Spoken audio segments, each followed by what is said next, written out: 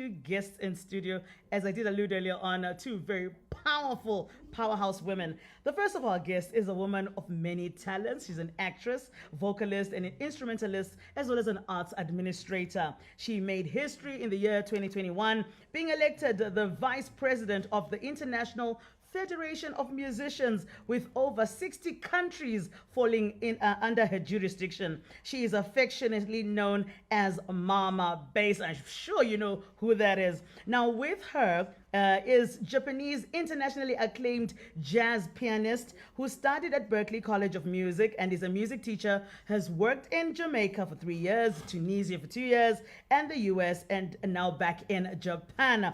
My two guests met at the Music and Development Program that's at the University of London, and together they are in Zimbabwe, and they launched the Pamodzi Isio music project. Now, to tell us more about this amazing project, we are joined in studio by the one and only Edith Wotonga, Mama Bass, and Kayo Yoshida.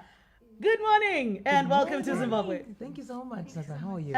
Maybe let me start with Kayo and say konnichiwa. Konnichiwa. Yokoso. ありがとうございます。 Arigato. Mama, Sabona. Unjani. Good to have you back in the country. Oh, thank you so much. You've been making waves internationally. My goodness. We are Zimbabwean, you know what we do. I can imagine. Right. Let's get straight into it. All right. So you both of you met in London at doing your master's degree. Tell us a little bit about how this project came about. I suppose after studying music and development, you start looking at ways how music can be a part of the development of any community. And so I told Kayo a bit about where we come from, what are our challenges, and she said, look, this is what we have back home. We have these instruments, and people use them just a little bit when they're starting out in classes. After that, no one is using them anymore. So together we sat down and planned, what can we do together? Pamodzi is what it means. Isio is what it means, together. And Kayo can take over on how we connected the instruments. Yeah. So it's called Ishio. Isio. Project. Yes. I collected those instruments like we call the keyboard harmonica. So that is short like keyboard. So and broad, so without electronic, so with sound. So then I collected in Japan. My friend, so cooperated, with me, and because so when they like children enter so primary school, so they have to buy. Each of them have to buy those instruments. So then after graduation, so they don't use primary school, so they have to buy. Each of them have to buy those instruments. So then after graduation, so they don't use it anymore. So I just collected. Is and it? A lot of people donated actually. Yeah. Yes. All right. So obviously you launched this project here in Zimbabwe. Tell us about the actual launch. How many people came out? Who was part and parcel of it? Can other people still also get involved in the project? So what we did was to kickstart the project, we decided to identify 4 institutions: a primary school, a high school, a university, and a music academy. Midland State University, because that's where I studied for my honors degree. The Music Crossroads Academy, because we've done a lot of work, teaching young musicians. Cranbourne Boys High, Eastridge Primary School, and we told them, look, this is the project. You are going to be our pilot. Yes. And so on the launch of this project, we decided to invite key stakeholders as well as those that are going to be the beneficiaries. And we brought 35 of the keyboard harmonica, Wow. and we launched from Japan, had our guests, and I think everyone was shocked to actually be able to take this instrument, be handed over, and take it home, because really most institutions, I speak from experience, you get into the classroom, it's there's maybe 1 instrument to about 7 students, and you can hardly then have time to practice. And so now every one of the 35 students we were identified, and they are women, are going to have this instrument at home, practice, and then be able to teach the next generation. How difficult, Kayo, is it to play that instrument? How difficult? That is really easy. So that is, so that instrument was created for children to, so that introducing the music. So that is not like a difficult instrument, but like also like not like performing this. Yes. So I also teaching like the like a Western music theory on the keyboard too. So the Western music concept too. So that is also, I think, helpful for music teachers. And on a Western side, it's very easy when you look at it. But on our end, thinking about the Zimbabwean sounds, putting them onto that instrument, because the idea is to then create our own workbook for the teachers and for the students, so that it can support the ministry's initiative on the visual and performing arts.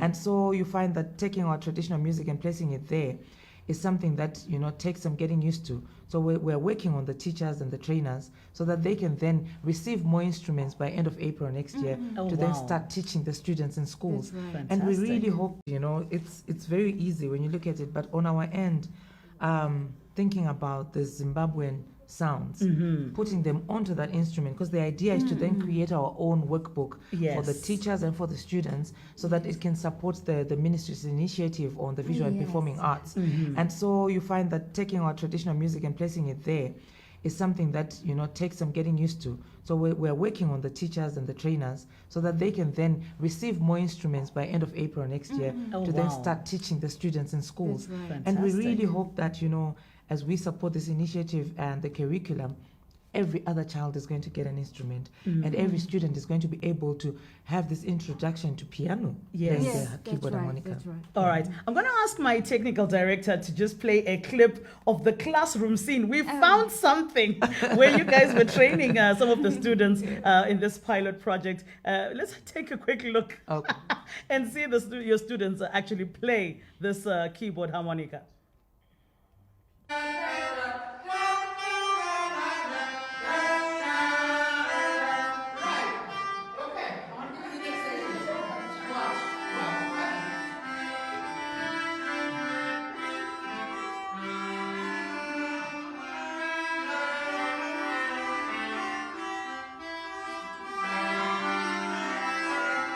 So obviously, clearly from just listening to that, the first part I heard the Chemtengure song, a very traditional song for us here in Zimbabwe. And then I don't know what happened at the end there. The sound went haywire. But clearly just, showing that we can actually play this instrument to our local songs. Yes.